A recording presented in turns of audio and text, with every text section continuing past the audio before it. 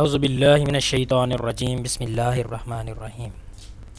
अस्सलामु अलैकुम dear students, I would like to welcome you all to the course of computer networks. Dear student, आज हम discuss करेंगे multiplexing और D multiplexing को। तो आज का हमारा टॉपिक है मल्टीप्लेक्सिंग और टाइप्स ऑफ मल्टीप्लेक्सिंग। मल्टीप्लेक्सिंग क्या होता है? Multiplexing is the process of combining multiple signals into one signal over a shared medium. If analog signals are multiplexed, it is called analog multiplexing, and if digital signals are multiplexed, that process is digital multiplexing. It means multiplexing has two categories. First one is analog multiplexing and second one is digital multiplexing. अगर analogue transmission हो रही है तो multiplexing analogue multiplexing होगी। इसी तरह अगर digital medium के थ्रू, डिजिटल सोर्स के थ्रू ट्रांसमिशन हो रही है तो इसका मतलब है उसकी मल्टीप्लेक्सिंग जो है वो डिजिटल मल्टीप्लेक्सिंग होगी। अब मल्टीप्लेक्सिंग जब हो जाती है ट्रांसमिशन के दौरान तो उसके बाद उसे डी मल्टीप्लेक्स भी करना पड़ता है। तो डी मल्टीप्लेक्सिंग क्या होती है? The process of multiplexing divides into communication channels into several number of logical channels, allocating each one for a different message signals or a data stream to be transferred. The device that does multiplexing can be simply called MUX, while one that reverses the process, which is demultiplexing, is called DMUX. क्या होता है? जब data transmit होता है तो जो major हमारे पास transmission के लिए मीडियम होता है, जो मेजर लाइन होती है वो एक ही होती है, लेकिन हम जब डाटा सेंड कर रहे होते हैं तो मल्टीपल नोड्स से हम डाटा सेंड कर रहे होते हैं। इसी तरह वो डाटा जब रिसीव होना होता है तो भी मल्टीपल नोड्स पे ही डाटा रिसीव होना होता है। अब क्या होता है, जब मल्टीपल नोड्स ने डाटा सेंड किया तो वो डाटा मल्टीप्लेक्स हो के एक ही नोड में ट्रांसमिट होना होता है, और एट द एंड जब वो अपने डेस्टिनेशन के करीब पहुंच जाएगा, डेस्टिनेशन के करीब पहुंचेगा तो दोबारा से उसे डी मल्टीप्लेक्स होना पड़ेगा, और फिर जिस एड्रेस के मुताबिक उसे भेजा गया होगा उसी एड्रेस की तरफ उसे मूव करके वहाँ पे पहुँचना होता है। तो इसी प्रोसेस को हम एक डायग्राम की मदद से समझते हैं। तो यहाँ पे देखिए हमारे पास 1 to n डिफरेंट सिस्टम्स हैं, डिफरेंट नोड्स हैं, डिफरेंट सेंडर डिवाइसेस हैं, जिसमें मोबाइल फ़ोन हो सकते हैं, डिफरेंट कंप्यूटर्स हो सकते हैं, या हर वो डिवाइस जो डाटा सेंड करने की एबिलिटी रखती है वो हो सकती है। तो इस तरह से n हमारे पास डिवाइसेस हैं जो एक ही टाइम में अपना डाटा जो है वो सेंड कर सकती हैं। एक टाइम में जितनी भी डिवाइसेस डाटा सेंड करेंगी, कुछ एक्टिव होंगी कुछ अनएक्टिव होंगी, तो जो एक टाइम में सेंड करेंगी वो वाला डाटा जो है वो मल्टीप्लेक्स हो के एक सिंगल मीडियम के थ्रू जो है वो ट्रांसमिट होना शुरू हो जाएगा।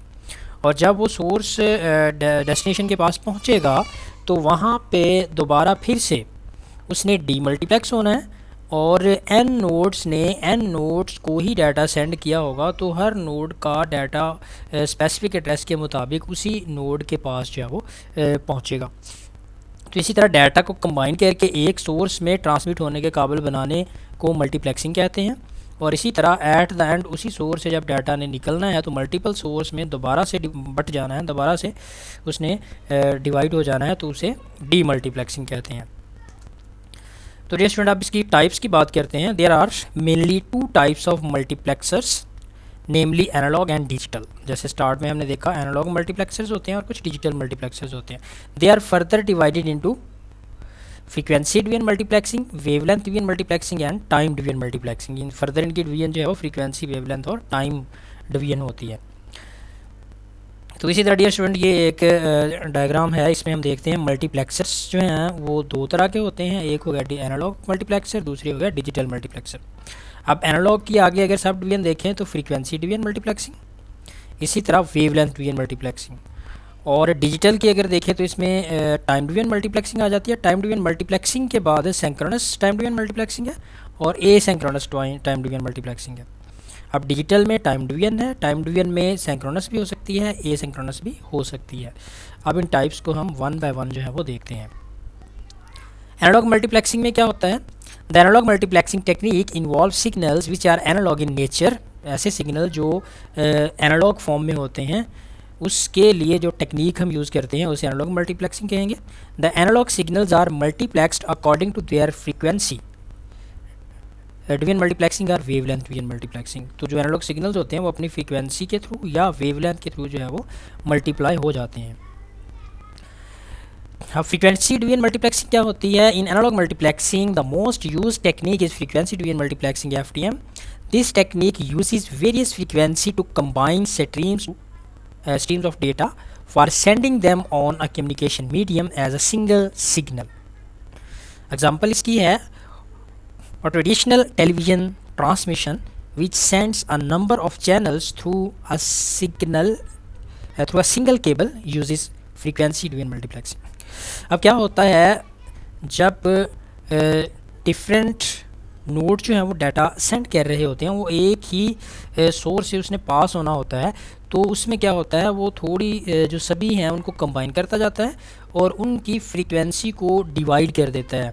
एक डाटा जिस फ्रीक्वेंसी से आता है उसका कुछ परसेंट ले लिया, इसी तरह दूसरा डाटा जिस फ्रीक्वेंसी से आता है वो उसकी फ्रीक्वेंसी का कुछ पार्ट ले लिया, इसी तरह सबकी फ्रीक्वेंसी को कंबाइन करके एक ही सिग्नल बनाएगा और वो सारी फ्रीक्वेंसीज कंबाइन होकर एक नई फ्रीक्वेंसी बन जाएंगी। उस नई फ्रीक्वेंसी से जो है वो डाटा ट्रांसमिट होगा सिंगल मीडियम के थ्रू। एट द एंड दोबारा फिर जिस मेथड से उन फ्रीक्वेंसीज़ को कंबाइन किया गया था उसी मेथड से उसी रेशियो से उन फ्रीक्वेंसीज़ को जो है वो दोबारा से रिटर्न किया जाएगा। तो जैसा डाटा एंटर हुआ था वैसा ही वहाँ से आउट होगा और अपने अपने डेस्टिनेशन की तरफ जो है वो मूव कर जाएगा। तो इसे कहते हैं फ्रीक्वेंसी डिवीजन मल्टीप्लेक्सिंग। फ्रीक्वेंसी को जो है वो डिवाइड मुख्तलिफ हिस्सों में डिवाइड करके डाटा को ट्रांसमिट करना। इसी तरह सेकंड है wavelength. Wavelength division multiplexing is an analog technique in which many data streams of different wavelengths are transmitted in the light spectrum. If the wavelength increases, the frequency of the signal decreases. जैसे जैसे wavelength increase होती है वैसे वैसे frequency जो है वो decrease होती जाती है, क्योंकि एक बड़ी वेव जब आती है तो एक फ्रीक्वेंसी क्या होती है, एक गिवन टाइम स्लॉट में जो सिग्नल है वो कितने अपने जो है वो सर्कल पूरे करता है। मतलब पॉइंट 0 से स्टार्ट हो गया, दोबारा फिर जब वो पॉइंट पोजीशन 0 पे आता है तो एक उसका चक्कर पूरा हो गया। इसी तरह नेक्स्ट फिर जब 0 पे आता है तो दूसरा चक्कर पूरा हो गया, नेक्स्ट फिर 0 पे आता है तो तीसरा साइकिल पूरा हो गया। एक सेकंड में जितने साइकिल पूरे करता है उसे फ्रीक्वेंसी कहते हैं। अगर वेव की लेंथ ज़्यादा होगी तो फ्रीक्वेंसी ऑटोमेटिकली कम होगी, क्योंकि उतनी ही टाइम में जो कम वेव्स हैं वो नज़र आएंगी। इसी तरह वेव लेंथ कम होगी तो फ्रीक्वेंसी ज़्यादा होगी, क्योंकि उसमें जो टाइम पीरियड है वो उसमें जो सर्कल हैं वो ज़्यादा हो जाएंगे। तो इसमें ये कहाँ पे यूज़ होती है रियल लाइफ एग्जांपल में अगर देखें तो optical fibre communication uses wavelength division multiplexing technique to manage different wavelength into a single length of communications. तो इसमें क्या होता है, डिफरेंट वेवलेंथ से डेटा आता है, उसके बाद उन वेवलेंथ की एक स्पेसिफिक रेशो सबकी जो है वो इक्वल रेशो लेके उस डाटा को इकट्ठा किया जाता है और उससे जो रिजल्टेंट हमें वेवलेंथ मिलती है उसके थ्रू डेटा ट्रांसमिट होता है और एट द एंड उसी वेवलेंथ को रिवर्स करके जिस फॉर्म में डाटा सेंड किया होता है उसी फॉर्म में डाटा जो है वो वहाँ से आउटपुट की फॉर्म में आता है और अपनी जो डिज़ायर डेस्टिनेशन है उसकी तरफ मूव कर जाता है। इसके बाद ये स्टूडेंट डिजिटल मल्टीप्लेक्सिंग की बात करते हैं। तो डिजिटल मल्टीप्लेक्सिंग में क्या होता है, the term digital representation of the discrete bits. इसमें क्या होता है, डेटा जो है वो 01 की फॉर्म में होता है, डिस्क्रीट बिट्स की फॉर्म में होता है of information. Hence the available data is in form of frames and packets which are discrete. तो इसमें क्या होता है, डेटा जो है वो फ्रेम्स और पैकेट्स की फॉर्म में होता है जो डिस्क्रीट होते हैं, अलग अलग होते हैं, 01 की फॉर्म में होते हैं, कंटिन्यूस नहीं होते। अब टाइम डिवीजन मल्टीप्लेक्सिंग में क्या होता है जी, in time division multiplexing the time frame is divided into slots. Time technique is used to transmit a signal over a single communication channel with allotting one slot for each message of all the type of time division multiplexing. The main ones are synchronous and asynchronous transmission time division multiplexing. तो इसमें dear students क्या होता है, data जो है वो different sources से आ रहा होता है तो क्या करना होता है, जैसे हम फ़र्ज़ कर लें कि हमने एक स्लॉट बना ली है 15 नैनो सेकंड की, तो 15 नैनो सेकंड में जो पहले नोड का डाटा है वो उठा के लाइन में लगा देना है, अगले 15 सेकंड में जो दूसरा नोड है उसका डाटा लाइन में लगा देना है, अगले 15 जो सेकंड है उसमें नेक्स्ट नोड का डाटा लाइन में लगा देना है।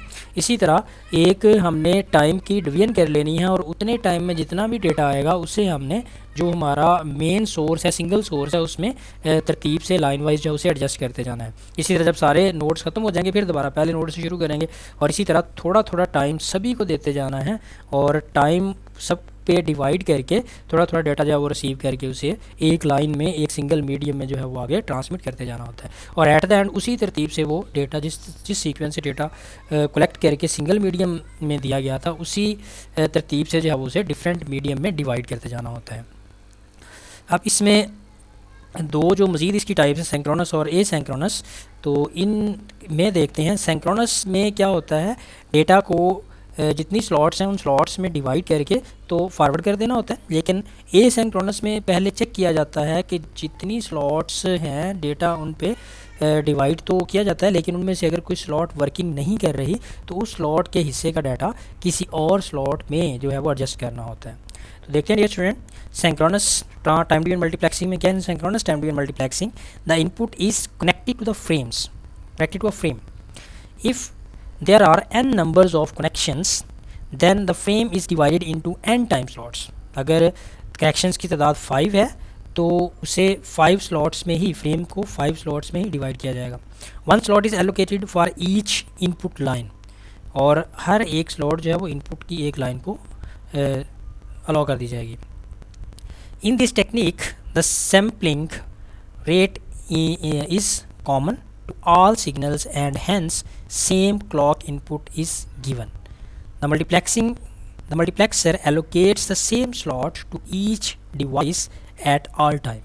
क्या होगा, जितनी स्लॉट्स हैं डेटा को उतनी स्लॉट्स में डिवाइड कर दिया जाएगा और हर स्लॉट को सेम साइज़ का डेटा जो है वो ट्रांसमिट करने के लिए दिया जाएगा।